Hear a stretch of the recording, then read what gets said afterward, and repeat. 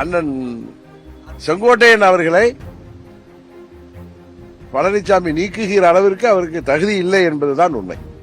இந்த தேர்தலில் அதிமுக நீங்க சொல்றது தவறு. எடப்பாடி திமுக இந்த தேர்தலில் உறுதியாக வீழ்த்தப்படும், துரோகம் வீழ்த்தப்படும்.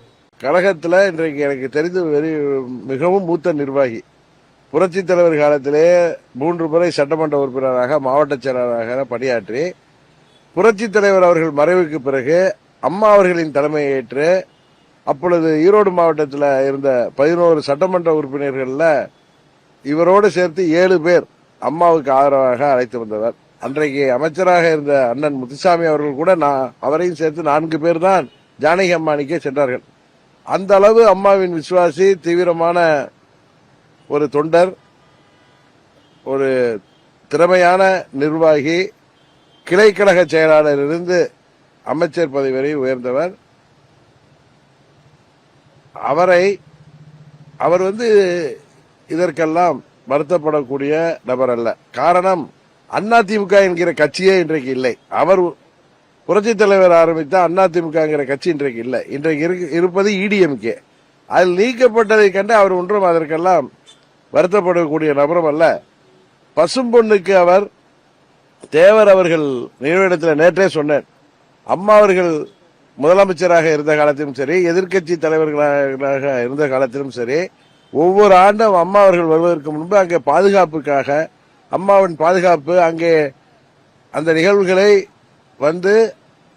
அதையெல்லாம் கவனித்து செல்லக்கூடிய, கண்காணிக்கக்கூடிய ஒரு மூத்த நிர்வாகி. அவர் அந்த அம்மா அவர்கள் காலத்தில் வந்தது போல இன்றைக்கும் வர வேண்டும் என்று அவர் அரசியலுக்காக வரவில்லை. பசும்பொன் தேவர் அவர்கள் எல்லா இயக்கங்களும், எல்லா தரப்பு மக்களும் அங்கே ஒரு கோயிலை போல் வந்து செல்கின்ற இடத்திற்கு அவரும் வந்தார்.